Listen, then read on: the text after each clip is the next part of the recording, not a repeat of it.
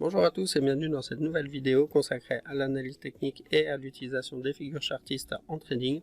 Aujourd'hui nous allons voir la figure qui s'appelle le biseau d'élargissement descendant après un mouvement haussier. Alors dans une précédente vidéo on a vu le même mouvement et la même figure après un mouvement baissier. Donc la différence ici ça va être que l'objectif se détermine d'une façon différente. Alors pour en revenir au biseau d'élargissement, alors c'est quoi les particularités d'un biseau d'élargissement? C'est-à-dire que vous avez deux droites, le support et la résistance qui sont baissiers et qui sont divergents. Après ici, dans ce cas précis, nous sommes en tendance haussière. La figure va se former et c'est plutôt une figure de continuation qui va permettre au mouvement de souffler un peu avant de pouvoir repartir à la hausse.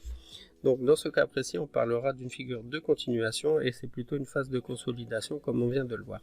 La cassure de la droite de résistance donc validera définitivement la figure et pour valider cette figure, il faut bien qu'il y ait au moins deux touchettes sur chacune de ces deux droites. L'objectif de prix est déterminé alors par le report de la hauteur totale de la figure.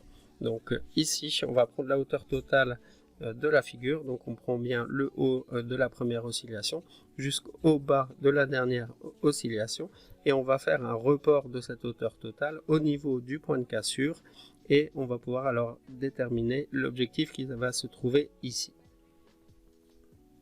Au niveau des statistiques, dans 80% des cas, la sortie est haussière, donc c'est vraiment une continuation. Et dans 40% des cas, il y aura un pullback qui va être effectué sur la résistance, donc au niveau du point de cassure, un petit pullback qui va permettre de faire un test de la résistance et de valider la sortie et pour pouvoir partir vers l'objectif. Voyons ce que ça donne sur un graphique en réel. Alors on voit ici que la figure s'est formée bien après un mouvement haussier. On a bien une phase de consolidation. On a le support qui est baissier, la résistance qui est baissière. On a bien deux points de touchette minimum sur chacune des deux droites. Et donc pour calculer un objectif théorique par rapport à cette figure-ci, on va prendre la hauteur totale de la figure. Donc on part bien du haut de la première oscillation au plus bas, donc qui est la dernière oscillation qui a fait sur le support baissier. On va le reporter au niveau du point de cassure ici et on va pouvoir déterminer un objectif et on voit ici sur ce graphique que l'objectif a bien été atteint.